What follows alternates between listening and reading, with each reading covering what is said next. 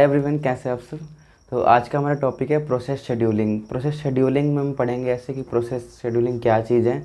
Process scheduling ऐसे process को schedule करना है कि किस पर्टिकुलर टाइम पे कौन सा प्रोसेस रन करेगा। तो जैसे कि यार हम देखते हैं कि हमारे पास बहुत सारे प्रोसेस हैं एक रेडी क्यू के अंदर। अब इसमें हम सबसे पहले कौन सा प्रोसेस लूँगा मैं, वो मुझे देखना है। अगर मान लो मुझे थर्ड नंबर वाला प्रोसेस लेना है, मैं इसको ले रहा हूँ, तो मैं कुछ सोच के इस प्रोसेस को ले रहा हूँगा। कुछ क्राइटेरिया वगैरह मैंने डिफ़ाइन करा होगा, कुछ चीज़ें हैं कि सबसे पहले मैं इस प्रोसेस को रन करा रहा हूँ। या तो इसकी प्रायोरिटी ज़्यादा है, या तो कुछ चीज़ें इसमें ऐसी खासियत है कि मैं इस प्रोसेस को ले रहा हूँ पहले। ठीक है, तो ये सब हम चीज़ें प्रोसेस शेड्यूलिंग के अंदर देखेंगे।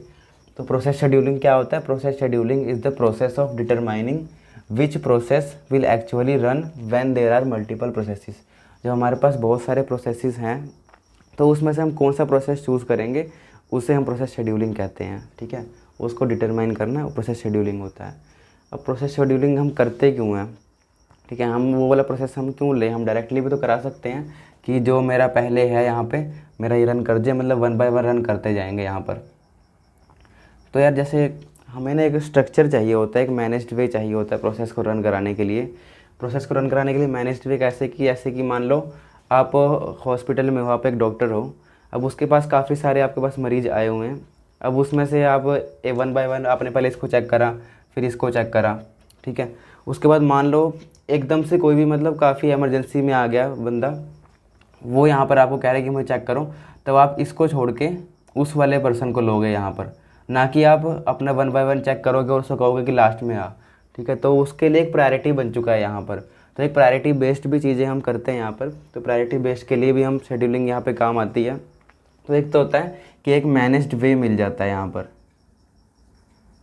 Managed way to run processes, कि प्रोसेस को किस तरह से रन कर रहा है उसका एक वे मिल जाता है। दूसरा आ जाता है सीपीयू यूटिलाइजेशन, की कोई प्रोसेस हमारा हम किसी से भी मतलब जो सा जिस भी वे में हम यूज़ कर रहे हैं अपना शेड्यूलिंग, तो वो तरीका एक ऐसा होना चाहिए कि कम ज़्यादातर वो सीपीयू का यूज़ करे अच्छे से। सीपीयू आइडल नहीं होना चाहिए। अब सीपीयू चाहता है कि मैं किसी भी टाइम पे खाली ना बैठूं। ठीक है, तो वो चीज़ें भी वहाँ पे पूरी करनी चाहिए कि सीपीयू यूटिलाइजेशन ज़्यादा होनी चाहिए।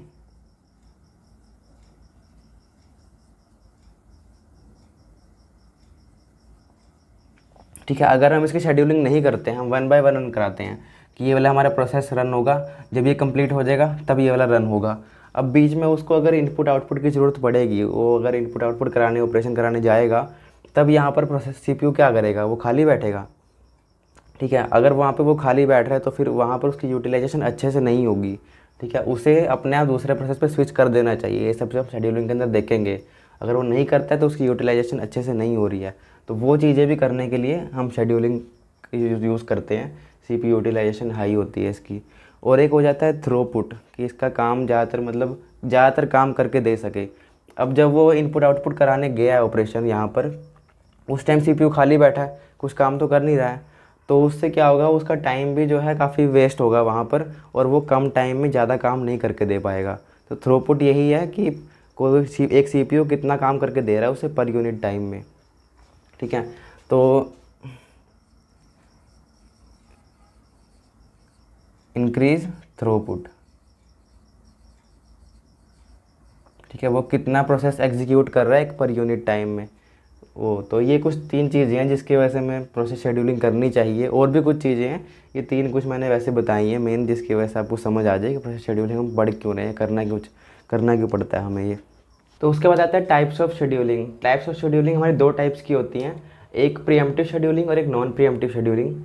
प्रीएम्प्टिव शेड्यूलिंग में क्या होता है कि जब भी कोई सीपीयू कोई टास्क प्रोसेस कर रहा होता है, तो वो उस प्रोसेस को आधा छोड़ सकता है वहाँ पे, तो आधा छोड़ के दूसरे टास्क के ऊपर स्विच कर सकता है। लेकिन नॉन प्रीएम्प्टिव शेड्यूलिंग के अंदर जब तक वो टास्क पूरा एग्जीक्यूट नहीं होगा, तब तक वो किसी दूसरे टास्क पे नहीं जा सकेगा। अब यार वो टास्क क्यों आधा एग्जीक्यूट करेगा, दूसरे टास्क पे क्यों जाना चाहेगा? तो यार कुछ चीज़ें होती हैं उसके अंदर, जैसे कि कोई इमरजेंसी टास्क आ गया इसके अंदर। जैसे मैं एक एग्जांपल लिया था हॉस्पिटल का, आप एक डॉक्टर हो, तो अगर कोई इमरजेंसी पेशेंट बीच में आ चुका तो आपको उस पेशेंट को छोड़ के उस इमरजेंसी वाले पेशेंट के पास जाना पड़ेगा। वैसे ही इसके अंदर कंप्यूटर में है कि अगर आपकी जैसे आप कोई भी चीज़ रन करा रहे हो, एंड्रॉइड स्टूडियो चला रहे हो, लेकिन एकदम से आपके लैपटॉप की बैटरी ख़त्म होगी, तो वो वाली एकदम हाई प्रायोरिटी टास्क हो जाती है कि उसका नोटिफिकेशन वहाँ पे लाके दिखा दे आपको। अगर नहीं दिखाएगा, उसको प्रायोरिटी नहीं देगा, मान लो बाकी सारे टास्क आप पे काफ़ी सारे रन कर रहे हैं अच्छे से, लेकिन वो टास्क नहीं करा पाएगा वहाँ पर रन, क्योंकि रैम उसकी काफ़ी भर चुकी है, इसलिए उसको आने का मौका नहीं मिल रहा है वहाँ पर उस मैसेज को। तो वहाँ क्या काम होगा, बाकी टास्क वो रोक देगा कुछ टाइम के लिए, बैटरी वाली आपको दिखा देगा कि बैटरी कम आपकी हो रही है, यहाँ पे वो मैसेज दिखा देगा बाकी सब टास्क को रोक के। ठीक है, वैसे ही ये सब चीज़ें रहती हैं। और बैटरी दिखाना ज़रूरी है क्योंकि आपको, ताकि चार्जिंग पे लगा लो अपने। ठीक है, कुछ इमरजेंसी टास्क होते हैं जो कि दिखाएगा। देखते हैं यार इसमें एक बार, ये प्रीएम्प्टिव में क्या है, CPU will switch to next process if active process needs to perform input output operation. यानी कि वो हमारा सीपीयू है वो नेक्स्ट प्रोसेस पे जंप कर सकता है अगर हमारे एक्टिव प्रोसेस को सीपीयू की नीड, वो इनपुट आउटपुट की नीड हो। ठीक है, क्योंकि वो खाली तो बैठेगा नहीं वहाँ पे, इसलिए वो नेक्स्ट प्रोसेस के ऊपर चला जाएगा। लेकिन इसके अंदर क्या होता है नेक्स्ट प्रोसेस पे जाने में, जैसे ये हमारे रेडी क्यू है, अब हम ये वाला प्रोसेस एग्जीक्यूट कर रहे हैं यहाँ पर, इसको ज़रूरत पड़ेगी इनपुट आउटपुट की, तो सीपीयू क्या काम करेगा, यहाँ पर आ जाएगा इस वाले पे। फिर ऐसा नहीं होगा कि ये वाला टास्क जो हमारा एग्जीक्यूट हो जाएगा तब वो वापस यहाँ पर आएगा, फिर वो नेक्स्ट वाले पे जाएगा, ये तो रेडी क्यू के अंदर दोबारा बैठा रहेगा, वापस आ जाएगा अपनी जगह पर, फिर यहाँ पर आएगा, फिर इसके बाद ये वाला टास्क एग्जीक्यूट हो जाएगा, फिर वापस ऊपर आएगा, फिर इसको एग्जीक्यूट कराएगा। ये नहीं कि डायरेक्ट इसको एग्जीक्यूट करने के बाद इस पर आ जाएगा, वापस नहीं आएगा, सारा जब रेडी क्यू खत्म होएगी फिर वापस आएगा, वहाँ से स्टार्ट करेगा स्टार्टिंग से। तो इस तरह से एग्जीक्यूट होंगे। और कब वो स्विच कर सकता है, या फिर कोई हाई प्रायोरिटी टास्क अराइव्स हो, जैसे मैंने बताया था उसके अंदर। तो कौन कौन से शेड्यूलिंग इसके अंदर आ जाते हैं, कुछ और भी आती हैं, मैंने कुछ 3 एग्जांपल लिए हैं जस्ट। प्रायोरिटी बेस्ड शेड्यूलिंग है यहाँ पे, कि जिसकी प्रायोरिटी ज़्यादा हो उसको सबसे पहले एग्जीक्यूट कराएगा। शॉर्टेस्ट जॉब फर्स्ट, कि कोई हमारा टास्क है उसको उसको मतलब प्रोसेस होने में काफ़ी कम टाइम लगेगा, तो उसको सबसे ज़्यादा प्रायोरिटी देगा हम आगे कि वो यहाँ पर रन कराए सबसे पहले। राउंड रॉबिन, सबको बराबर बराबर टाइम देगा एक एक करके, लीनियरली एग्जीक्यूट होगा और सबको बराबर बराबर टाइम देगा। ये शेड्यूलिंग है। इन सब के अपने अपने प्रोज एंड कॉन्स होते हैं, तो आगे हम देखेंगे किस तरह से काम करेंगे, कुछ कैलकुलेशन के जरिए देखेंगे कि इसमें और इनमें क्या क्या फ़र्क होता है, थोड़ा अच्छे से समझ आएगा वहाँ पर। नॉन प्रीएम्प्टिव शेड्यूलिंग में क्या है कि CPU will wait for the active process if that process will go for input output operation. अगर कोई भी process input output operation perform करने जा रहा है तो यहाँ पर वो उसका वेट करेगा, दूसरे प्रोसेस पर नहीं जाएगा। ठीक है, इसमें क्या चीज़ें रहती हैं, फर्स्ट कम फर्स्ट सर्व, ये हमारा एल्गोरिदम है, और एक शॉर्टेस्ट जॉब फर्स्ट, वो इसके अंदर भी आ जाता है और इसके अंदर भी आ जाता है। ठीक है, कोई भी एक एल्गोरिदम है वो इन दोनों में आ सकता है। ठीक है, वो नॉन प्रीएम्प्टिव भी हो सकता है, फिर प्रीएम्प्टिव भी हो सकता है, दोनों चीज़ें हो सकती हैं। अब यार आप सबको देख के लग रहा होगा कि प्रीएम्प्टिव वाला ज़्यादा अच्छा है, क्योंकि वो सीपीयू को अच्छे से यूटिलाइज़ करेगा। ठीक है, उसकी पावर अच्छे से यूज़ करेगा। और नॉन प्रीएम्प्टिव थोड़ा सा ख़राब है, इसको यूज़ ही क्यों करते होंगे यार, बनाया क्यों है। ठीक है, क्योंकि ये हमारा सीपीयू का इतना अच्छे से यूज़ तो करेगा नहीं, और सीपीयू को चाहिए कि हमारा अच्छे से यूज़ किया जाए। तो यार देखना, सब इन दोनों के ना अपने अपनी चीज़ें होती हैं। जैसे ये तो काफ़ी काम का है, ये आपको पता लग गया। और ये कहाँ पर काम आता है, ये आता है रियल टाइम ऑपरेटिंग सिस्टम में, जो हमने पढ़ा था, जिसके अंदर काम आता है हम टाइम कंस्ट्रेंट्स होते हैं कि इस टाइम पे हमारा काम पूरा होना ही चाहिए, उसके बीच में कोई और टास्क नहीं लाएगा ये, इसीलिए। ठीक है, हमारा इतने टाइम पे हमारा काम पूरा होना चाहिए। जैसे कि यहाँ पे मैंने आपको एग्जांपल लिया कि इनपुट आउटपुट ऑपरेशन है, यहाँ पर नेक्स्ट है। अगर कोई भी task input output operation perform करने गया है तो सीपीयू नेक्स्ट टास्क पे चला गया।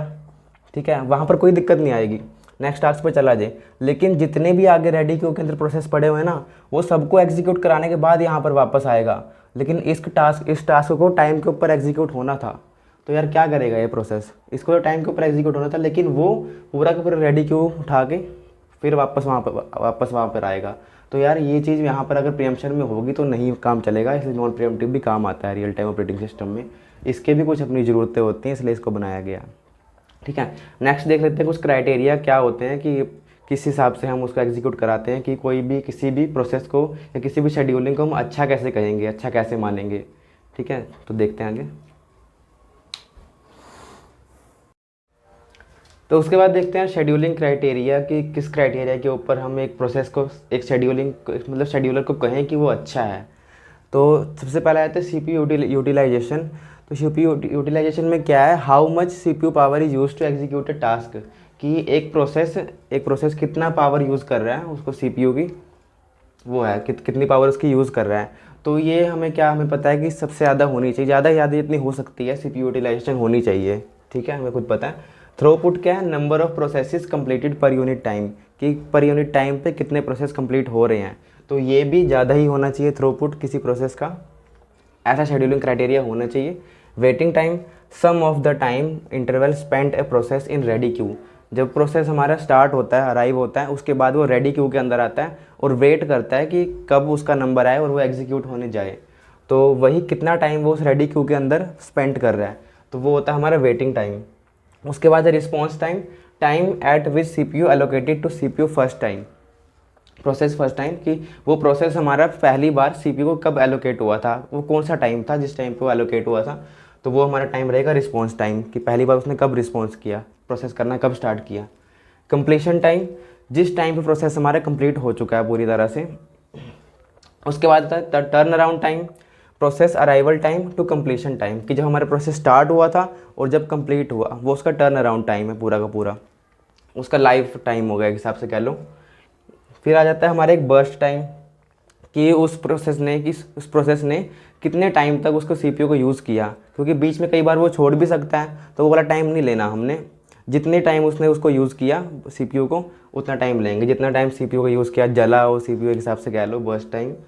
अराइवल टाइम, अराइवल टाइम यानी कि जब वो CPU हमारा स्टार्ट हुआ, ठीक है, क्रिएट हुआ हमारा प्रोसेस, क्रिएट हुआ, जब हमारा प्रोसेस क्रिएट हुआ वो उसका अराइवल टाइम है। अब थोड़ा सा ना एग्जांपल से देखते हैं कि ये सब चीज़ें कैसे काम कर रही होंगी, वहाँ पर हम इसको कैसे निकाल पाएंगे, थोड़ा बहुत देखेंगे, बाकी तो वहाँ पे हमें पता लग जाएगा जब हम शेड्यूलिंग क्राइटेरिया देख रहे होंगे, शेड्यूलिंग देख रहे होंगे सॉरी। अब ये हमारा एक छोटा सा बॉक्स है, इसके अंदर हमारे प्रोसेस रन करेंगे।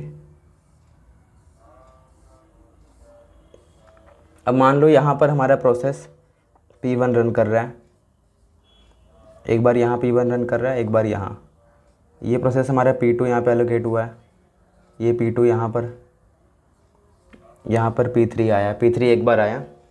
अब इसके बाद देखते हैं ये P1 हमारे यहाँ पे स्टार्ट हुआ है। अब P1 का अराइवल टाइम क्या होगा, यहाँ पे मैं कुछ टाइम लिख देता हूँ। अब P1 का अराइवल टाइम क्या होगा, P1 का अराइवल टाइम यहाँ से नहीं देखा जाएगा, वो यहाँ पे तो मतलब वो है कि हमारा रिस्पॉन्स कब किया उसने, तो फर्स्ट टाइम पे उसने यहाँ पर रिस्पॉन्स किया है। अराइवल टाइम तो मतलब सबका एक साथ ही होगा, जितने भी हमारे वो प्रोसेस हैं सारे के सारे एक साथ जब भी आए हैं रेडी क्यू, मतलब क्यू के अंदर जब भी आएंगे वो उनका अराइवल टाइम रहेगा कि कब वो स्टार्ट हुए हैं, तो वो तो हमारा एक ही रहेगा। लेकिन ये हमारा जो भी है रिस्पॉन्स टाइम हमारे P1 का कब है, 1 के ऊपर है, P2 का कब है, 2 के ऊपर है, P3 का रिस्पॉन्स टाइम हमारा 7 पे है, ठीक है, ये इसका रिस्पॉन्स टाइम रहेगा 7। वेटिंग टाइम क्या रहेगा कि उसने कब कितना रेडी क्यू के अंदर वेट किया। अब जैसे यहाँ पर P2 है, इसने इतना यहाँ पे रेडी क्यू के अंदर वेट किया है 1 से लेके 2 तक, ठीक है। उसके बाद आता है कंप्लीशन टाइम, ठीक है। रिस्पॉन्स टाइम तो ये था कि ये एक टाइम है यहाँ पर, ठीक है, 2 के ऊपर उसने स्टार्ट किया, ये एक इंटरवल नहीं है, रिस्पॉन्स टाइम एक पॉइंट ऑफ टाइम है। लेकिन जो हमारा वेटिंग टाइम है, तो वेटिंग पूरा हमारा वो हो जाता है, मतलब इंटरवल हो जाता है पूरा का पूरा वेटिंग टाइम हमारा, इससे बोला हुआ है, और ये एक पॉइंट होता है। कंप्लीशन टाइम कि हमारे इसने कितने टाइम पे मतलब प्रोसेस हमारा कंप्लीट किया। अब इसने यहाँ से स्टार्ट किया और यहाँ पर कंप्लीट किया, तो 1 से लेकर 7 तक है हमारी, यानी कि 6 यूनिट ऑफ टाइम इसने लगाया है प्रोसेस 1 ने कंप्लीट होने में यहाँ तक का, चाहे वो बीच में रन नहीं कर रहा था, लेकिन यहाँ से यहाँ तक का उसने कंप्लीट किया है। अब यहाँ पे मैंने P1 लिखा हुआ है, यहाँ पे P1 नहीं लिखा हुआ है, बीच में नहीं लिख रखा, यही है कि इनपुट आउटपुट के लिए गया है या फिर इसको प्रायोरिटी मिल चुकी है, ये यहाँ पर आया। हमारे जितने भी उसके तरीके रहते हैं आने के। कंप्लीशन टाइम मैंने बता दिया। टर्न अराउंड टाइम क्या है, ठीक है, हमने हमारे कंप्लीशन टाइम क्या था कि यहाँ पे 7 था, सॉरी, कि हमारे 7 पे वो कंप्लीट हो चुका है, लेकिन टर्न अराउंड टाइम पूरी इसकी लाइफ साइकिल 7 टाइम के साथ, इस मतलब इस टाइम पे उसने कंप्लीट किया, ये पॉइंट ऑफ टाइम है कंप्लीशन टाइम हमारा। और टर्न अराउंड टाइम ये पूरा का पूरा रहेगा, ये टर्न अराउंड टाइम है हमारा, पूरा इंटरवल रहेगा। बर्स्ट टाइम उसने कितने टाइम तक CPU यूज़ किया, एक उसने यहाँ पर किया, एक यहाँ पर किया और एक यहाँ किया, 1 2 3, उसने 3 unit of time CPU burst किया, उसका बर्स्ट टाइम ये रहेगा। अराइवल टाइम तो हमें पता ही है कि जब वो प्रोसेस स्टार्ट हो सबके लिए सेम ही रहेगा अराइवल टाइम, तो उसे निकालने की ज़रूरत नहीं है, ठीक है। तो ये सारी चीज़ें जैसे हमारी हैं, उसे कितना वेट करना पड़ा, कितना हम रिस्पॉन्स टाइम उसका कैसे निकालेंगे, कंप्लीशन टाइम कैसे निकालेंगे, ये सब मतलब थोड़े बहुत कीवर्ड्स थे ऐसे समझाए हैं। तो यार इसी के साथ इस वीडियो को एंड करते हैं। तो नेक्स्ट वीडियो में हम अपनी देखेंगे कि FCFS जो हमारा फर्स्ट एल्गोरिदम है उसको कैसे करना है, उसकी न्यूमेरिकल्स वगैरह मतलब बहुत ज़्यादा इंपॉर्टेंट है ये सारे शेड्यूलिंग क्राइटेरिया, तो इनको एकदम अच्छे से तैयार करने हैं, ठीक है। एग्जाम में तो बहुत आते हैं और वैसे भी काफ़ी इंपॉर्टेंट रहते हैं हमारे इसमें लाइफ में भी। जो हमारे टास्क को मैनेज करने के लिए भी ये लॉजिक्स वगैरह यूज़ होते हैं कई बार, कि हमने खुद के टास्क अगर यूज़ करने हैं रियल लाइफ के अंदर तो वहाँ भी काम आ जाते हैं। इनको देख के सीखने को मिलेगा काफ़ी, तो इसलिए बिल्कुल ध्यान से देखना पूरी प्लेलिस्ट। ये वाला हमारा पूरा शेड्यूलिंग क्राइटेरिया पूरा ध्यान से देखना, शेड्यूलिंग किस तरह से काम करती है। तो यार इसी के साथ इस वीडियो को एंड करते हैं, तो मिलते हैं अपनी नेक्स्ट वीडियो में। Thank you.